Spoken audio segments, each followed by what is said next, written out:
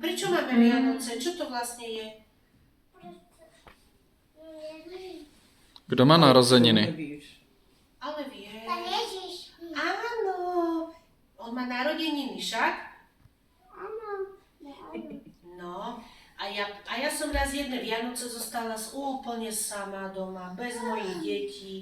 A tak som plakala a potom som tak povedala, Páne Ježišu, veď to sú tvoje narodeniny, tak čo by si chcela, aby sme spolu robili? A on mi povedal, však si hrala na husle, keď si bola také dieťa a chodila si spievať, zober husle a choď k svojej rodine, choď k svojej kamarátke a povedz im, o čom sú Vianoce. A tak som išla a odvtedy je to už 5 rokov a stále takto chodím. Mi Pán Ježiš dáva. Tento rok sa mi už ani moc nechcelo a povedala som, Pane Ježišu, ako chceš naozaj, aby to nebolo také tradičné. A Pán Ježiš mi dal Žalm 35 a tam je, že všelijaké sú, ako sa to povie, že všeličo sa deje okolo, ako to povedať, máme všelijaké problémy a všetko, hej, ale že ja mám zvestovať slávu Hospodinovú. Ale, a čo to je a slávu Hospodinovú? Kto oslavoval, keď Pán Ježiš prišiel na zem? Viete kto? Všetci. Tata? No, a ešte? Nie. Kto ich spieval?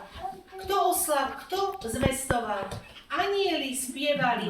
Pokoj vám. A kto to zaregistroval? Kto to na tom nebi zaregistroval? Na zemi to kto zaregistroval? Tých čo... Pastiere, ale na nebi 3 kráľovia, ale tí tam prišli asi o rok alebo pozdejšie.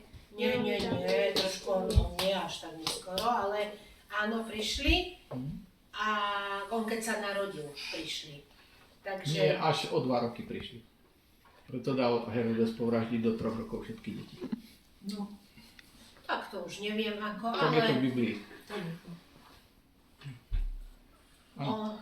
Neprišli zároveň s pastiermi, to je zle zobrazené.